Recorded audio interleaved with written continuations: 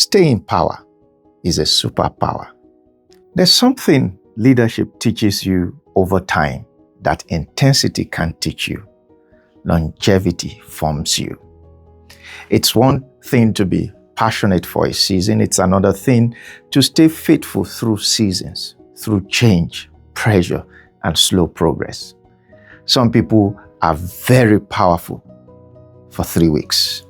After that, they need a new environment, new energy, new excitement, new everything. They don't need a new season.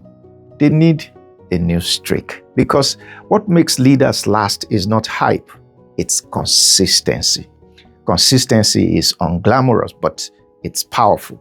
It's showing up when it's ordinary, doing the right thing when it is repetitive, keeping your standards when nobody is clapping. And that's what staying power really is. Not just hanging on, but growing through change without losing your grounding. The truth is, every meaningful place goes through seasons. Seasons of momentum, seasons of tension, seasons of restructuring, seasons of stretching, seasons where you're not sure what God is doing, but you still show up. And when you stay well, something happens inside you. You develop what quick exit can produce: patience, perspective, resilience. You understand people better. You gain discernment. You learn timing. You stop panicking at every uncomfortable moment. You begin to recognize not every hard season is a signal to leave. Sometimes it's a signal to mature.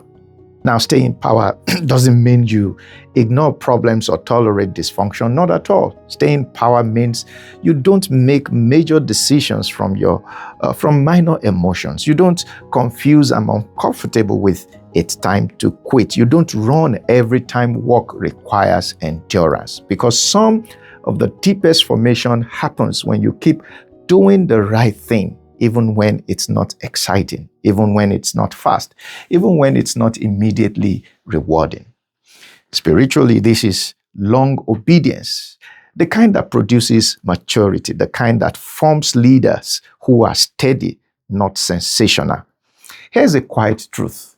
Impact often comes from the compound interest of consistency. You show up again and again and again. And over time, relationships deepen, wisdom increases, judgment sharpens, and your contributions become more meaningful. Not because you became louder, but because you became rooted. So if you're tempted to leave too quickly today, just pause and ask, am I reacting or discerning?